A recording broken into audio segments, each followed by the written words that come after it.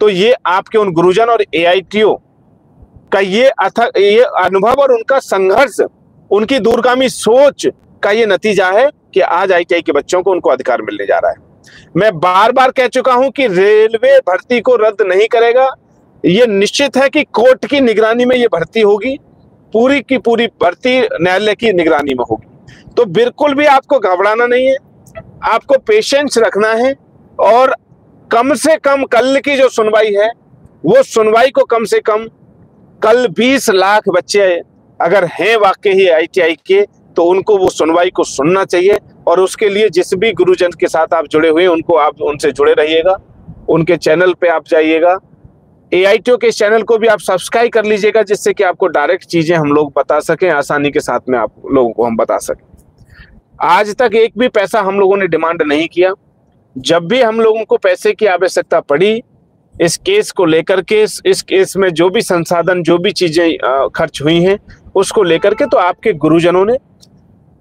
गुरुजनों ने उसमें सहयोग किया है। वो सभी गुरुजन धन्यवाद के पात्र हैं।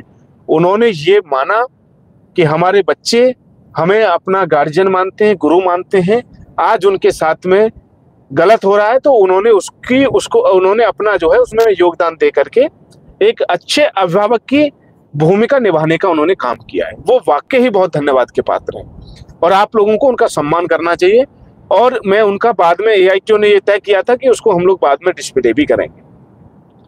आगे की रणनीति 28 तारीख के बाद, यानी कि कल सुनवाई के बाद की जो रणनीति है, पार्ट 4 जो हमारी रणनीति का जो हिस्सा है, उस पर हम लोग बात करेंगे। हम लोग परसों उस पर बात करेंगे, कल हम लोग मीटिंग कर लेंगे। और आगे की रणनीति ऐसा नहीं है कि कोर्ट में हम केस जीत जाएंगे उसके बाद में आपकी लड़ाई खत्म हो जाएगी।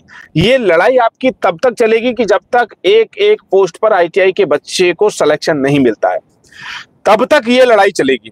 इसलिए मैं आपसे कह रहा हूं, इसलिए मैंने कहा कि देश के अंदर में 40 लाख बच्चे हैं आईटीआई के, लेकिन सामने 40,000 भी नहीं दिखते। और ये मैं इसलिए कह सकता हूं, इसलिए कह रहा हूं कि ये गौरव जयराम एआईटीओ के माध्यम से भी, जो एआईटीओ के साथ भी आज 40,000 बच्चे अभी तक आप नहीं जुड़े हो, तो ये मैंने कह रहा हूं, ये चीजें लोगों के माध्यम से कही जा रही हैं। तो इसलिए मेरे प्यारे बच्चों, आप ये कहावत जो चल रही है, कहने वाली जो बात चल रही है, इसको आप स्टॉप कराइए। आप ज्यादा से ज्यादा सब्सक्राइब करके और ज्यादा से ज्यादा लोग आपको जुड़ना है। जो भी टीचर कल की आपकी अपडेट देगा, मेरी टीचरों से भी अनुरोध है, मैं उनसे निवेदन कर चुका हूं कि उनको सही जानकारी, सटीक जानकारी मेरे माध्यम से मैं कल आपको 11 बजे 12 बजे आपको दे दूंगा।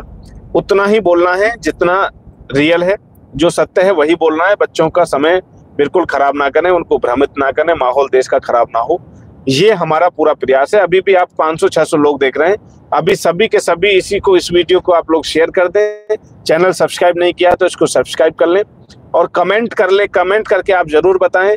और अपने अपने इष्ट को जो आप मानते हो, एक और निवेदन मैं ये कर रहा हूँ, जो भी अपने अपने इष्ट को आप लोग मानते हो, और आप उनको जरा आप उनसे जो है प्रार्थना कीजिए, प्रेयर कीजिए। बाबा साहब भीमराव अंबेडकर जी को भी आप उनको भी प्रेयर कीजिए।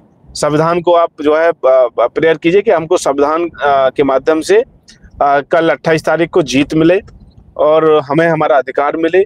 इसके बाद में 28 के बाद भी लड़ाई आपकी जारी रहेगी, क्योंकि अभी आगे और चीजें होने वाली हैं। कुछ लोग माहौल बना रहे हैं कि भाई 10वीं को लेकर के हम कोर्ट जाएंगे, तो जब वो कोर्ट जाएंगे तो आपकी ताकत की वहां आवश्यकता पड़ेगी।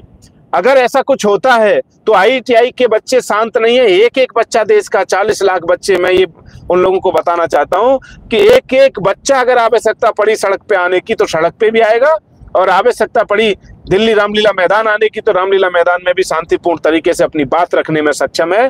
और रामलीला मैदान में हम लोग 2 लाख की संख्या में भी आने की हम लोग क्षमता रखते हैं। ये हौसला आप लोग आईटीआई के बच्चों के बीच में होना चाहिए।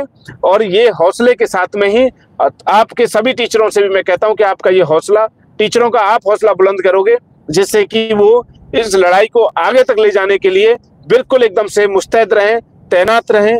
किसी भी कीमत पे एक एक बच्चे का, आईटीआई का जो बच्चा है उसका सिलेक्शन रेलवे ग्रुप डी में होना चाहिए, और इसके लिए हम लोग अंतिम समय तक लड़ेंगे। बस इतना ही मुझे कहना था आज आपसे। मेरा आज का फोकस, इंटेंशन आपको 2-3 चीजों को लेकर के था कि लोग माहौल बना रहे हैं, लोग 10th वालों के पक्ष में माहौल बना रहे हैं, लोग इसका क्रेडिट लेने के लिए माहौल बना रहे हैं।